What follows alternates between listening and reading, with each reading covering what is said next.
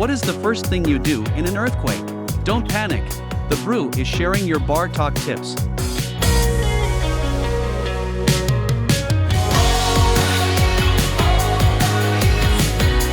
Earthquakes. One thing I'm glad we don't have to deal with here in the East Coast that often, but what's the first thing you do out there in the West Coast when an earthquake happens? All right, so I lived in Reno, and it was like 2010 or 2011. There was like a whole month or like 2 months of earthquakes almost every day, and it was just a terrifying existence to always be there when it happened. I don't know why it was just that time, but it was like every time it happened, shit would fall off the walls. What we would do is, I think the experts said go run and stand under like one of the, if it wasn't a huge earthquake, you could stand under like one of the doorways because it has the most support. But go outside, pretty much. That's what we did. We would definitely not stay in the house where anything could fall on us. Yeah, that's what I was always told to do. Go into a doorway. I've been through actually a couple earthquakes, two here, one right here in this apartment, and I actually slept through it. It's a little one, and just a little, pretty much God burped, and it kind of just shook New Jersey here a little bit. And then I was at work one time in Manhattan, the one that hit the Washington, D.C. area and like shook up like the Washington Monument, and those people had to go running out. That one I barely felt to kind of move the chair forward. But I was there in Vegas one time through one, and I slept through it because it had been out the night before and had a few. So, you know, if the world was shaking, I had no idea. I was passed out there in the Imperial Palace, so I didn't know it till it showed up the alert in my phone like the next day. There's a lot of West Coast ones, but there's not too many big ones. Very rarely does it really go, you know, where you're shaking all the time. But those ones that I experienced were big regularly, and like your whole house would shake.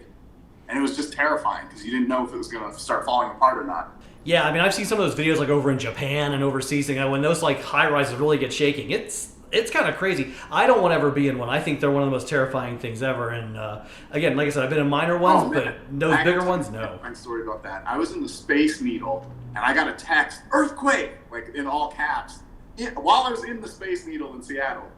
And I found out it was just in Vegas while I was out of town. But I was like, oh my God, why did it have to be that exact moment? Because I can only imagine how terrified the people were in the Washington Monument when they were up there. Yeah, I mean, they were like, you know, you're going to run down that spiral staircase, too. The one thing, you know, thing you don't want to run down is a spiral staircase, first of all. But those people had to do it. And then there's all this, like, debris falling around them and stuff. So, yeah, that's a parachute with you, so you're in trouble. Mm-hmm. Yeah, especially in a Washington Monument. Who thinks about that? You know, Washington, D.C. Who even knew that was on, like, one of those plates or whatever? I guess the whole planet is. I don't know.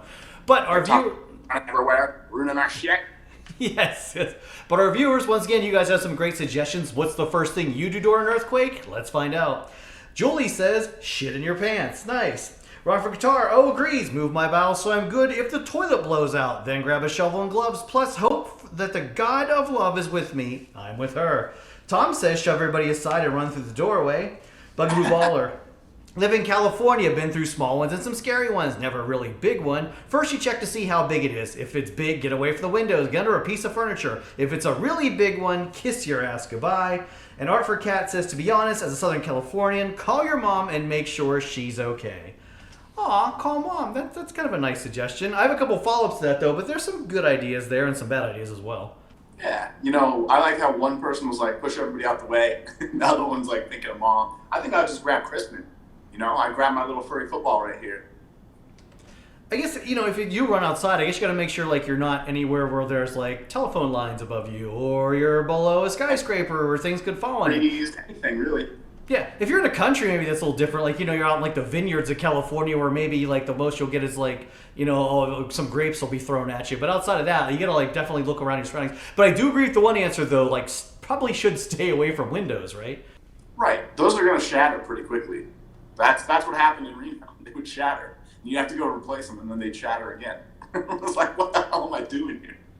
Yeah, I mean, you think at this point, like, they make, like, shatterproof glass, like, cars and stuff, but I guess not totally crack-proof, earthquake-proof. I mean, it's glass is glass, yeah. And if I'm sure, like, the engineering that goes into architecture has advanced technologically since then, but still, yeah, it's still good advice, I think.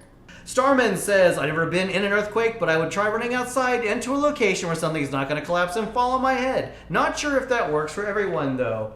Burad says, in LA, check for injuries, shut off gas while being mindful of down power lines. Fill bathtub full of water, then hopefully you have scouted an area for the closest stores that you can quickly acquire food, water, and fuel for generator or barbecue before the shit totally hits the fan. Be fast and happy camping. You're going to be outside for a while. Hey, they tell us to do that here. Like if there's a hurricane coming through, you're supposed to fill up your bathtub full of water. I guess that really depends on whether the water line burst on you, though, or not. Yeah, that's an interesting resource. Not something I've ever had to think about out here on the West Coast, but yeah. They do say like most people aren't prepared to like lose power for a long period of time, and when you take power away from people, you see how quickly like we return like to just animals, and it's like a fight or flight, free for all state. Like society definitely like breaks down pretty quickly when you shut the lights out, and people can't use their phone now too. Yeah, and obviously no one in this country is about helping anyone else at all. Well, they're not helping, all right. Helping themselves to the looters there, in the electronics store, because there's no power, but you know what? I'm going to go walk down the street and get myself a big screen TV. That's what people did here during Superstorm Sandy when the power went out. Like, it's crazy. You know what? I really want I want a PlayStation 5, so we'll see how things go. You always got to look at the positives. Yeah, I get no power to run the damn thing, though, but hey. I'll be ready when that comes back. By the way, before you go ahead and enact any of these things, check with your local legal counsel and do not sue the Brew, because we're not recommending you perform any of these actions. Or check the Red Cross website for tips on how to handle disaster in your area. All right, but before you do that, though, click on the like, subscribe button for all the fun here in the big Jersey Joe 50 YouTube channel, because it's not scary here. We have a good time every week.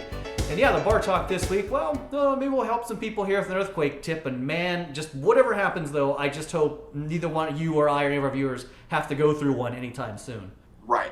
We're praying for everyone's safety. And by praying, I mean doing nothing. Welcome to America. All right, Jersey Joe, and you stay safe. Thanks for watching, and we'll see you next time. Right? Streaming now, another run of funny and crazy Citizen app 911 calls and alerts. But, for the first time ever, from San Diego.